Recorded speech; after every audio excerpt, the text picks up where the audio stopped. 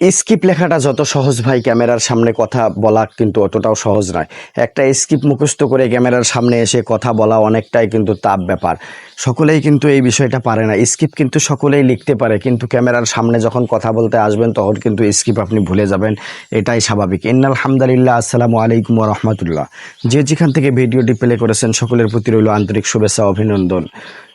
যদি আপনার ভিডিওটি শেষ পর্যন্ত দেখার পরে মনে হয় ভিডিওটি অন্যের উপকারে আসবে, তাহলে অবশ্যই ভিডিওটি শেয়ার করে দিবেন এবং ভিডিওতে একটি লাইক দিবেন এবং গঠনমূলক একটি কমেন্ট করবেন। আর যদি ভিডিওটি আপনার কাছে ভালো না লাগে তাহলে আপনি আপনার নিজের মতো স্কিপ করে চলে যাবেন। অযথা কমেন্ট বক্সে এসে কেউ খারাপ মন্তব্য করবেন না। কথা না বাড়িয়ে চলুন ভিডিওটি শুরু করা যাক।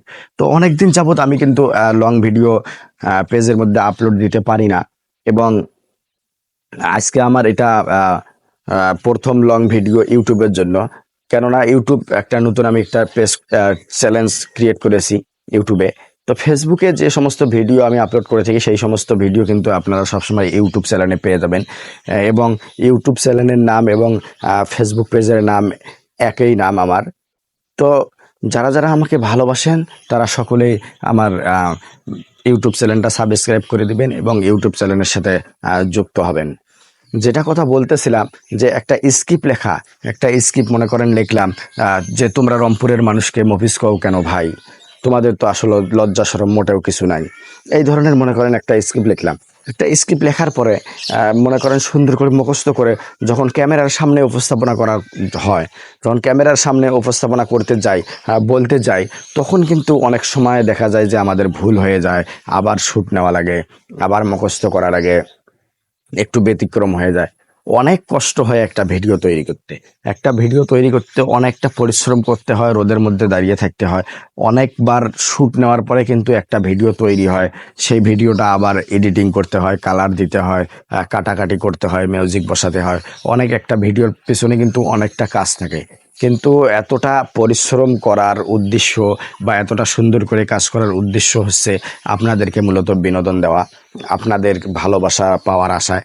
যখন আমরা ফেসবুক হোক বা যে কোনো প্ল্যাটফর্মে হোক, যখন ভিডিওটা আপ করি তখন কিন্তু অনেকেই ভিডিওটা উপরে ধাক্কা মারে, অনেকেই কিন্তু দেখতে চায় না, সুন্দর করে লাইক কমেন্ট করতে চায় না, শেয়ার করতে চায় না। তো আপনারা যারা নতুন কন্টেন্ট ক্রিয়েটর আছেন তারা সবসময় আরেকজন যারা নতুন আছে তাদের পাশে থাকবেন। আপনারা বড় বড় আইডির মালিক যারা, তাদের পাশে সবসময় থাকেন, তাদের ভিডিও দেখেন, তাদের ভিডিওতে লাইক কমেন্ট শেয়ার করেন। কিন্তু আপনাদের মূলত উচিত হচ্ছে আপনাদের যারা নতুন আছে, যারা নতুন আপনারা, তারা সবসময় নতুনদের পাশে থাকবেন, নতুনদেরকে ভালোবাসবেন, নতুনদেরকে সাপোর্ট করবেন। তাহলে দেখবেন আপনিও এগিয়ে যাবেন, আরেক ভাই যে নতুন আছে তারাও কিন্তু এগিয়ে যাবে। শেষ পর্যায়ে এসে আমি যে কথাটি বলবো, আপনারা সবসময় নতুনদের পাশে থাকবেন, নতুনদেরকে ভালোবাসবেন এবং ধৈর্য ধরে কাজ চালিয়ে যাবেন। কেউ ধৈর্য হারা হবেন না, ইনশাআল্লাহ একদিন ভালো কিছু হবে। সকলে ভালো থাকবেন, সুস্থ থাকবেন। আল্লাহ হাফেজ। আসসালামু আলাইকুম ওয়া রাহমাতুল্লাহ।